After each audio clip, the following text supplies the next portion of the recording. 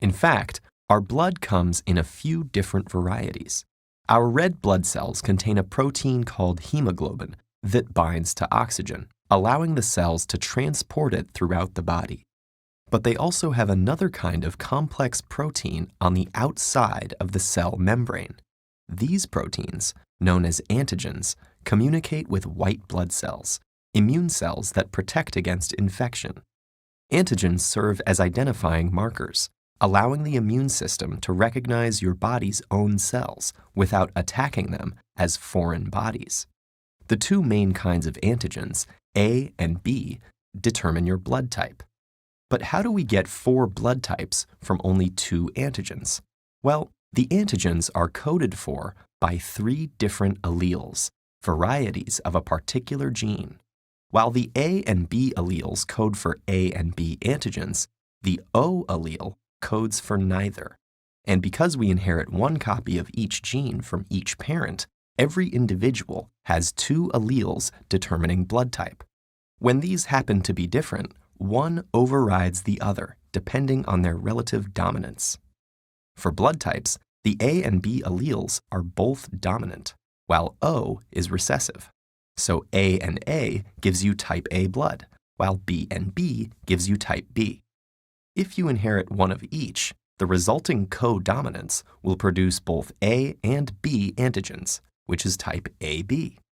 The O allele is recessive, so either of the others will override it when they're paired, resulting in either type A or type B.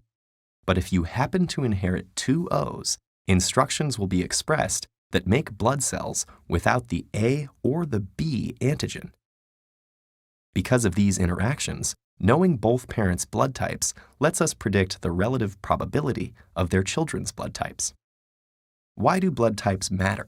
For blood transfusions, finding the correct one is a matter of life and death.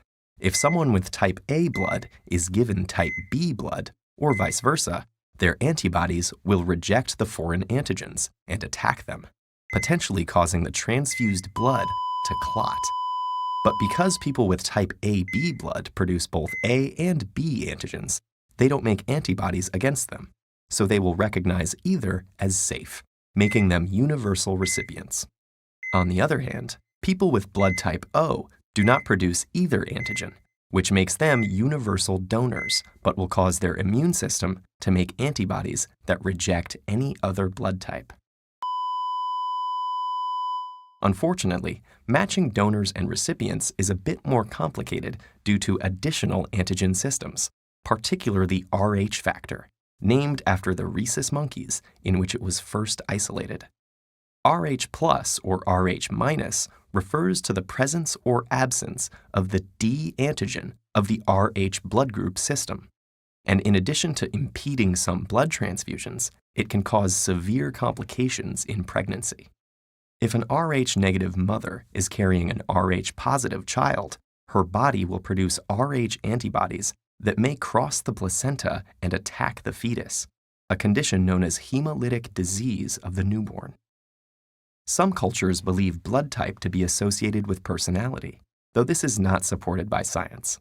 And though the proportions of different blood types vary between human populations, scientists aren't sure why they evolved, perhaps as protection against blood-borne diseases, or due to random genetic drift. Finally, different species have different sets of antigens.